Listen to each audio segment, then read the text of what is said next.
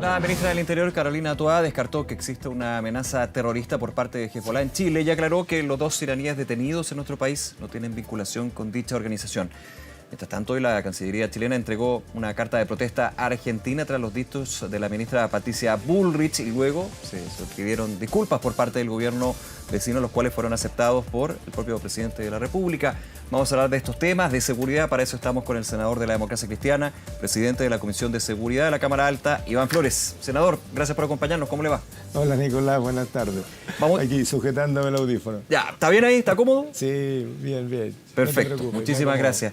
Oiga, senador, ante toda esta situación, Hezbolá, las declaraciones de la ministra de Seguridad de Argentina, ¿cómo evalúa usted? Finalmente ya el gobierno da por superado, vuelta a la página, digamos, en este impasse o mirada bastante contrapuesta. En algún minuto el subsecretario Monsalve señalaba que esto era más bien para dañar la imagen del país, lo llevó a un nivel de una crítica más bien política.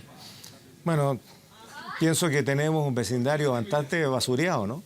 Basureado en términos de dimes y diretes que por distintas motivaciones. Yo me imagino que en Argentina están tratando de lograr cohesión y tal como fue ya en el caso boliviano, no hay nada mejor para algunos mandatarios o para algunos actores políticos que generar discusiones, conflictos, en fin, tensiones con el país vecino. Nos pasó con Bolivia en varias ocasiones.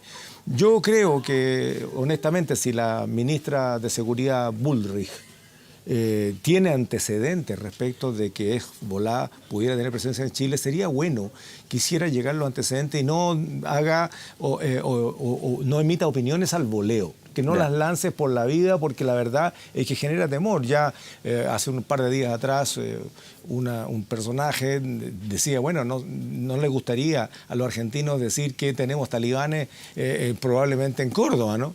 No le gustaría, y si no hay antecedentes, entonces no hay más que una especulación. Si tuviera los antecedentes, yo creo que le gustaría que se entregaran para poder desarrollar investigaciones y procesos dentro del país, digamos. Bueno, al revés sería lo mismo. Sin duda. Ahora, yo voy y ojalá no fuera así, evidentemente partiendo de esa base. Voy a emitir una opinión personal, Nicolás, y es que la verdad es que yo tampoco voy a poner las manos al fuego, te fijas, diciendo que no lo hay. No sabemos. Lo que pasa es que, y es una realidad nacional, nuestros sistemas de inteligencia están muy deteriorados, hemos dicho hasta desmantelados.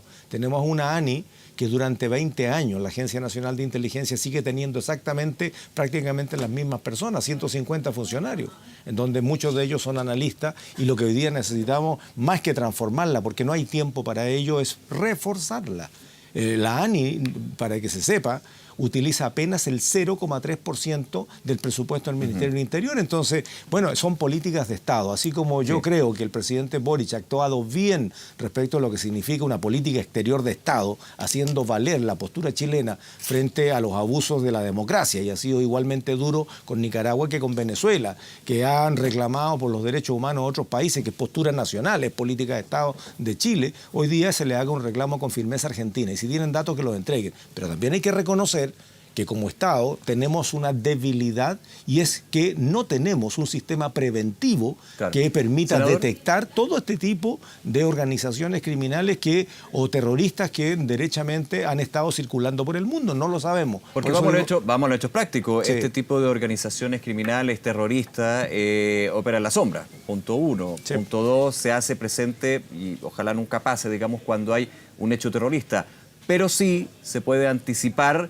Pero no es para nada fácil. Ahí usted tiene una crítica con respecto a la inteligencia en Chile, que es una de larga data. Ahora, hay un proyecto de reforma a la ley de inteligencia, lo hablé varias veces, recuerdo yo en su minuto hasta con el senador Francisco Buenchumilla. Hay una prioridad con respecto a esto, pero como que no flota el tema de inteligencia, que son fantasmas que lo van tapando que lo van dejando bajo la alfombra. Hay un tema ahí que complica la labor legislativa, o también las urgencias que puede tener el Ejecutivo. Mira, yo aquí tengo una opinión muy personal, que hay que pasar desde la postura personal, desde la consigna, desde la ideología, a una necesidad de Estado de fortalecer instituciones que tienen las democracias más fuertes del mundo. La democracia más fuerte del mundo tiene sistemas de inteligencia y de prevención de comisión de delitos de alta connotación muy potentes. Nosotros, claro, venimos saliendo de una dictadura hace 30 años, pero han pasado 30 años y vuelvo a decir, la Agencia Nacional de Inteligencia tiene exactamente las mismas personas que tenía hace 20 y tantos años. Ahora, que tenga la misma persona de per se no es negativo, digamos, puede haber experiencia. Sí, pero el mundo le puede cambia, faltar Nicolás. músculo, interconexión con los distintos órganos. Aquí en Chile también la inteligencia va desde la ANI, los organismos de la Fuerza Armada, las propias policías, y muchas veces lo que nos cuentan aquí en conversaciones con gente que sabe más allá de la opinión de uno es que no conversan entre ellos, la inteligencia residual, hay varios temas. Bueno, lo que ocurre, Nicolás, es que tenemos un país que no es el Chile ni de hace 10 años, ni mucho menos el de hace 30 años. Tenemos un Chile completamente distinto, con demandas distintas y con un país que no ha venido adecuándose a esos nuevos tiempos porque ni siquiera ha sido capaz de prever. Esto nos cayó un piano arriba de la cabeza y de los hombros y que hoy día no sabemos cómo levantarlo. Por para eso salir usted a flote dice que de no eso. se podría descartar que grupos como Hezbollah no estén en Chile. Yo no sé si pongo operar, la- pero no. no Y pongo de las hecho el manos al gobierno, fuego. la misma ministra del Interior ayer decía, no, descartamos amenazas de. Y uno decía, bueno, pero la existencia, bueno, es que eso es descartable, ¿no? Yo no descarto nada, Nicolás. Ya. No descarto nada porque vuelvo a decir, nosotros no tenemos un aparato preventivo lo suficientemente contundente que sea capaz de detectar qué es lo que está pasando.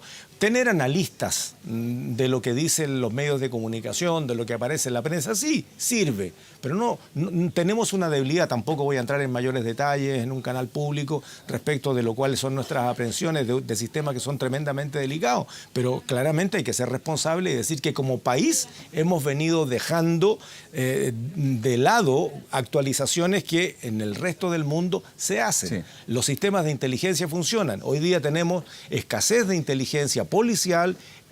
Tenemos una agencia nacional que ya dije está bastante desmejorada, desactualizada y que con mucho esfuerzo logran de a lo menos cumplir el mínimo su labor, pero necesita un refuerzo inmediato. De las inteligencias militares, si bien es cierto constitucionalmente, no pueden participar de acciones al interior del país porque están hechos para otra cosa, así como también he dicho que las Fuerzas Armadas no pueden reemplazar a las policías en materia de orden público o de orden interior, tampoco los sistemas de inteligencia pueden hacerlo. Su rol es proteger al país de amenazas externas, pero como tenemos un sistema hoy día, no es un sistema, tenemos hoy día una situación de crimen organizado hoy día de escala mundial. De escala mundial, y eso nadie puede desconocer cómo han venido ocupando el territorio, cómo se han venido instalando, cómo combaten entre bandas en estos crímenes horrorosos, que en definitiva es la manera de demostrar poder, generando temor en la comunidad y en las bandas contrarias. ¿Y cómo se van apoderando de esto? Los pasos siguientes son la penetración del espacio público, la corrupción de las instituciones, suma y sigue, porque aquí la tecnología, los recursos financieros, los recursos de equipamiento, los tienen a disposición mientras nosotros seguimos enredados en una burocracia y siguiendo la vida, pasión y muerte de un proyecto de inversión que piden a gritos las policías y los gobiernos, no solamente responde con la burocracia tradicional. Entonces, Nicolás, o nos ponemos al tono de la urgencia o esto nos pasa por encima. Y de verdad es preocupante. Sí. La inteligencia es una parte importante, pero también tenemos la prevención, tenemos el combate a la delincuencia, al crimen organizado en términos generales. Y en esa tónica, usted hoy en entrevista a La Segunda critica duramente como presidente de la Comisión de Seguridad del Senado al gobierno. Dice, Interior no ha tenido fuerza para hacer valer la seguridad como prioridad nacional. Algo que si estuviéramos con la ministra del Interior lo descartaría de lleno y de hecho entraríamos a una discusión. Y además dice, y tira responsabilidad importante a Hacienda. Usted dice que ha sido extremadamente amarrete para entregar recursos justamente en términos de seguridad, que es una urgencia. Yo no me voy a retractar de mis dichos, Nicolás, y quiero ser muy responsable en esto. Y no se trata de denostar a las personas ni al cargo que ostentan. Se trata sencillamente de decir que cuando en todo Chile sabemos, palpamos, sufrimos la delincuencia y el tipo de delitos que hoy día se cometen, no nos podemos conformar diciendo, no, vamos re bien, vamos a ponerle 2 pesitos por aquí, vamos a anunciar que vamos a colocar ¿No estamos mejor que hace 2 años? O sea, a ver, ¿en qué estamos mejor? ¿En la macrozona sur? Sí. se ha disminuido alrededor de un 50 y algo por ciento los delitos que francamente finalmente este gobierno, porque el anterior no lo hizo, el anterior tampoco, reconoce que hay delitos de carácter terrorista. Y por esa razón fue que nosotros desde el Senado propusimos una ley antiterrorista que hoy día está en la Comisión de Constitución. Luego viene el gobierno con el suyo y lo que hicimos fue fusionar. ¿Me entiendes? O sea, hemos venido reaccionando frente a lo que nos está pasando y no nos venimos adelantando. Y en ese contexto, cuando escuchamos al presidente de la República en buena hora anunciar recursos como los 1.500 millones de dólares para fortalecer la persecución a través del Ministerio Público, yo me reúno con los fiscales nacionales y nos dicen, nosotros, a diferencia de la Defensoría, que tiene un sistema de formación de defensores, los fiscales, nadie los forma. Nadie lo forma, no hay un sistema que permita actualizar a los fiscales en lo que... ¿Pero un tema de recursos solamente un tema de institucionalidad? Porque bueno, ambas cosas. Alguien del gobierno podría decir, bueno, ¿cómo hablar de un Ministerio de Hacienda que no ha sido, no de manos abiertas, digamos, es el rol, digamos, de Hacienda, pero sí que ha entregado recursos? Desde el gobierno se ha dicho que en los últimos proyectos de ley de presupuesto han habido inversiones históricas para, por ejemplo, las policías, también para el Ministerio Público. Bueno, ahí yo tengo una diferencia, ¿no? Es cierto que han habido anuncios que son contundentes, 1.500 millones de dólares dedicados a seguridad, logramos subir en algunos ítems, en la ley de presupuesto del año pasado para microtráfico cero, en fin, para varias actividades. Pero la pregunta que uno se hace, ¿cuánto del anuncio o de lo que quedó escrito en el papel termina efectivamente en algo que sea palpable? En una tecnología, en un vehículo, en un software de inteligencia, en un sistema de almacenamiento de datos como... Había comisarías que no tenían ni siquiera patrulla operando. Bueno, hoy día yo diría que lo más sustantivo que se ha hecho es la compra de los vehículos escalonadamente. Pero también, digamos, pero era una realidad que existía. No, pero sin duda, Nicolás, y yo no lo niego. Lo que ocurre, Nicolás, es que la necesidad es bastante más que eso. Entonces yo quiero ser responsable con mis dichos.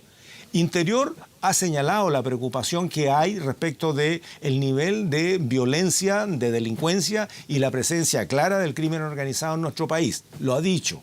Lo que he dicho hoy día es que le falta fuerza para que si la comunidad nacional entiende que la primera prioridad hoy día, que era la cuarta o quinta hace varios años atrás, y era mucho más atrás, hace 10 años cuando Chile era el país más seguro de Latinoamérica, hoy día es la ciudadanía la que pide a gritos más presencia. Ahora, ¿pero por qué le falta fuerza? ¿Por la ministra del Interior? ¿Por el ministerio? ¿Por el sector que representa? Porque el gobierno, Nicolás, intenta seguir haciendo una multiplicidad de funciones en respuesta a distintas demandas de la ciudadanía. Pero esto es como la casa de uno o la casa de cualquier familia. Cuando la plata no alcanza para todo, hay que priorizar. Y hoy día la prioridad es seguridad. La gente está disponible, creo yo, para prescindir de algunos servicios. Por ejemplo, la pavimentación de un camino del tramo de aquí hasta allá, en cualquier región del país. Lo podrá entender si el gobierno se lo explica, para decir, esa plata la necesitamos hoy día para tecnología. Al vecino no le va a caer bien eso. Pero bueno, pero según una parte de los vecinos, estamos hablando de un problema nacional, tiene que verlo el alcalde o la alcaldesa, digamos. O sea, pero yo sé que es un ejemplo,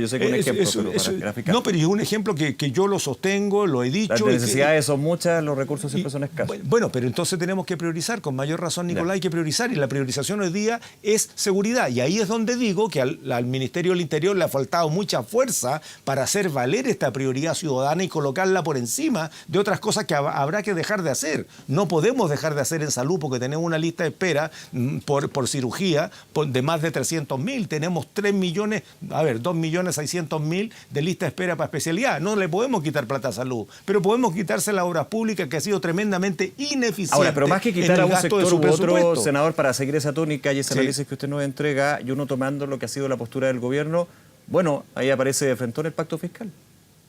Es que, aumentar impuestos o recaudar más recursos para poder ir a seguridad, por ejemplo. Es lo más fácil, Nicolás. Lo más fácil es sacarle plata a la gente, y a mí me parece bien que los que tienen más paguen más.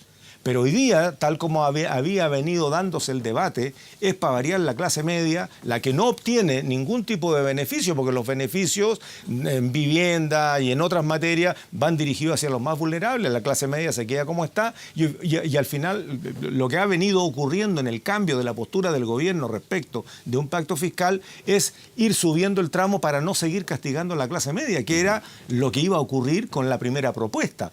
Es cierto que los que pagan más necesitan más, pero tenemos otra dificultad, pues. La dificultad del ambiente económico en el país, en donde hasta hace muy poquito, 2 meses atrás, teníamos altas tasas de interés, teníamos prácticamente crecimiento cero, con una proyección de un PIB en los próximos 10 años de 1,9%, y eso es estancamiento. Claro. Recién empiezan a aparecer señales de reactivación económica, pero preguntémosle al mercado inmobiliario, donde no se vende nada, porque los créditos hipotecarios están muy difíciles para la gente, donde la UEF ha venido subiendo y les pega directamente en el crédito hipotecario y en la posibilidad de pago de los créditos de consumo, suma y sigue. Entonces, vamos a seguir grabando con impuestos, y yo lo apoyaría completamente, Nicolás, si estuviéramos en un país en una condición distinta, pero en una condición de desempleo. O sea, donde ¿hoy usted no apoyaría los proyectos de pacto fiscal, especialmente en temas impositivos? No, yo no apoyaría un aumento de tasa impositiva a la producción. No la apoyaría, porque hoy día tenemos una situación extremadamente delicada. No porque en un mes el IPOM o el IMASEC se mostró con algún brote verde, con esto ya nos sentimos felices y vamos cargándole la mano al sector productivo, que está bastante mejorado. Nicolás, en algunas regiones, como en mi región, la de Los Ríos, tenemos 2 dígitos en la tasa de desempleo de mujeres y tenemos un 8,9% en la tasa de desempleo, tasa que no había estado en los últimos no sé cuántos años. Entonces, cuidado con esto. Pero lo que más ocurre aquí es que si recibiésemos más recursos por la vía de impuestos, y a mí me parece bien combatir la elusión y la evasión. Yo no tengo problema con eso y lo vamos a apoyar. Bien. Pero no subir la tasa. Pero si recibiese el Estado más recursos, la pregunta es: ¿qué van a hacer los ministerios que no se gastan la plata? O sea, cuando el año pasado, en agosto, el Ministerio de Obras Públicas recién llevaba el 30% del gasto, el Ministerio de Vivienda llevaba 32%, el Ministerio de Salud, que tenía 750.000 millones de presupuesto, le quitaron 80.000 y después le volvieron a quitar. Pero al final, en el coeficiente de evaluación, terminan como campeones. Porque claro, si al principio te dan 100... y llevas gastado 30, llevas el 30% de gasto. Ahora, pero hay si un problema te del sistema más allá del gobierno de turno para ser súper objetivo. Pero cuidado. Ejecución, sobre ejecución, sobre ejecución, para que el presupuesto del año siguiente... Sí, pero es que eso significa en un pasa momento en el gobierno central, Nicolás, en las municipalidades, pero mira lo que ha pasado con los gobiernos para regionales. ponerlo en el análisis, no estoy justificando o no. Es cierto que algunos gobiernos regionales metieron las patas. O sea, el 47% de los gobiernos regionales traspasaron casi el 50% de los fondos regionales a otras instituciones, la mayoría de ellas privadas, corporaciones, universidades, fundaciones, etcétera, porque no se gastaban la plata. Pero les cayó encima una circular que los inmovilizó para hacer traspaso y pagaron justos por pecadores, empezando por la Teletón y otras cuantas más. Hoy día tenemos un límite para las corporaciones regionales que lo han tenido 3 meses sin pago de sueldo. Entonces uno dice, ¿para qué quieren más plata si no se la saben gastar? El ministerio, el año pasado, siguiendo la línea de análisis, Nicolás, el año pasado, cuando iban con el 30 y tantos % del gasto, ya casi para hacer los ajustes de final de año, bueno, les quitaron plata. Y automáticamente, por arte de magia, como ya no tenían 100 y ahora tenían 60, habían gastado 30, ya tenían el 50%, no el 30%. Sí. Entonces, las matemáticas son re simples, pero también sirven para hacer maldades, pues. Entonces, la pregunta es si el gobierno efectivamente va a ser más eficaz en la capacidad de gastar. Y cuando uno dice gastar, no es llegar y tirar la plata a cualquier cosa, es gastar bien, es hacer las obras, ¿no? Que terminen los hospitales, que se hagan las calles, que, en fin, se entreguen los subsidios que se requieren. Sí. Y eso no está ocurriendo. Tenemos un gobierno ineficiente. Entonces, como tenemos ineficiencia, concentra la plata que no te gastas, no en el tesoro público, sino que colócala en seguridad. Colócala en reforzar a las policías, pero de verdad, pues, porque una cosa son los anuncios, Nicolás, y otra cosa son los resultados objetivos, que a la vuelta del final de año tú dices, esto fue lo que nosotros anunciamos y esto fue lo que cumplimos. Y vamos a ver que eso dista bastante del resultado a lo dicho. Sí. Y eso es lo que nos está pasando. Y por eso he sido crítico. No es contra las personas, si me cae re bien la ministra del Interior. Pero yo honestamente creo no que... estamos con lo personal, estamos con la función que le faltó punch a su ministerio. Y quien conduce el ministerio es la ministra. Y el ministro de Hacienda tendrá que entender que el año pasado, cuando le sobraban 14.000 millones a la PDI en obras que el Ministerio de Obras Públicas no era capaz de llevar a buen puerto, ya a la final... La PDI entonces, decía, senador, por favor, para volver al punto de su análisis, cómpreme este equipo, y nunca le pero para volver urgencias. a su análisis y hacer una conclusión, a su juicio, la justificación del Ejecutivo, del Gobierno, de que para aumentar los recursos o mejorar el tema de recursos en seguridad va por el lado de un pacto fiscal, ¿no es válido o no es así? A medias.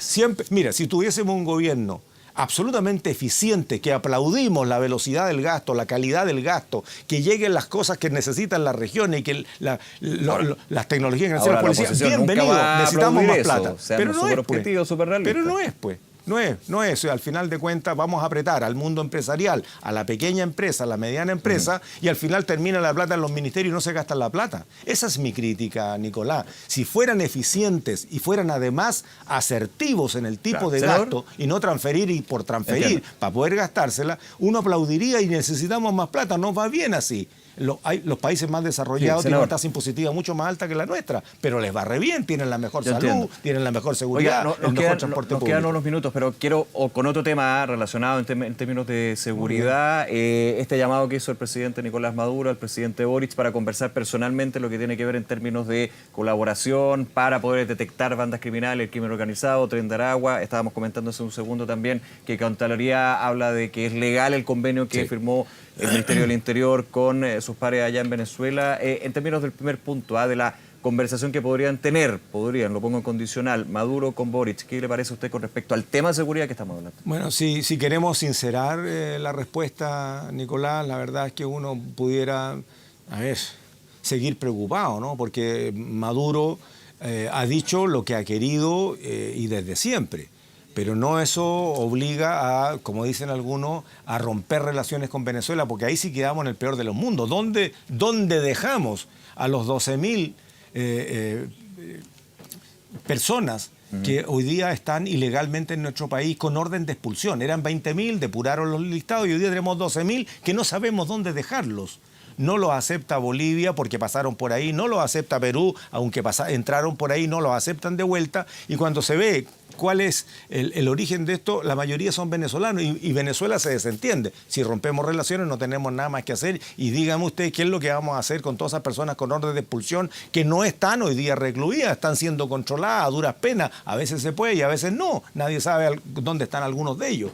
Lo que ha dicho Maduro a mí me parece razonable y el presidente Boric, debo decirlo, creo que ha manejado la política exterior como política de Estado y es una política en donde las cosas con firmeza. Boric, siendo un personaje de izquierda que le ha pegado a mucha gente durante su vida política, siempre ha dicho que en países que aunque sean de izquierda, como es Venezuela o como es Nicaragua, se violan los derechos humanos, la democracia es tan precaria y me parece bien. Eso es asumir una postura de política de Estado y en este caso yo creo que ha actuado bien. Ahora, si el señor Maduro tiene a bien conversar con Chile, pero fantástico, porque al fin capaz que se convenza de quienes se vinieron para acá, familias buscando refugio político, familias buscando un mejor pasar de una dictadura que era brutal, militarizada además la dictadura, porque por eso que no tienen ninguna posibilidad de cambio posible en el corto plazo. Y entonces, bueno, entre medio se vino con camión y carro la delincuencia y el crimen organizado y Venezuela debe estar feliz porque se sacaron unos cuantos de encima. ¿Cuántos? No sabemos. Y ahí, Nicolás, tengo una tremenda preocupación que la he conversado con Migraciones. Mañana me vuelvo a reunir con el director de Migraciones porque sabemos que hay 2 millones de inmigrantes en Chile. 1.300.000 más o menos con papeles, 280.000 que se empadronaron. Hoy día el empadronamiento está cerrado. Sí. Pero hay una cifra negra que nadie sabe de personas que no quisieron empadronarse, que llegaron tarde al empadronamiento y que hoy día nadie sabe cómo existen. Sabemos que están. Según Migraciones, la cifra mínima sería más de 100.000. La cifra de otros hablan de hasta 300 o 400.000. Imagínense el problemita que tenemos cuando Venezuela no nos acepta los aviones de la FACH para repatriar a aquellas personas que tienen orden de expulsión, sea administrativa o sea judicial, los que han cometido delito. No los aceptan los aviones de la FACH. Los aviones que ellos propusieron, es tan burocrático el trámite, al final digan que no los quieren definitivamente, claro, porque mandar a 2 por cada vuelo comercial ha sido un cacho, pues. Nos vamos a demorar 20 años en expulsar a los que ya están en condiciones con resolución de expulsión. Senador Iván Flores, muchísimas gracias por esta conversación con Canal 24 Horas. Que le vaya muy bien, senador. Gracias a ti, Nicolás. Buenas tardes. Esté muy bien. Vamos a otro tema. 600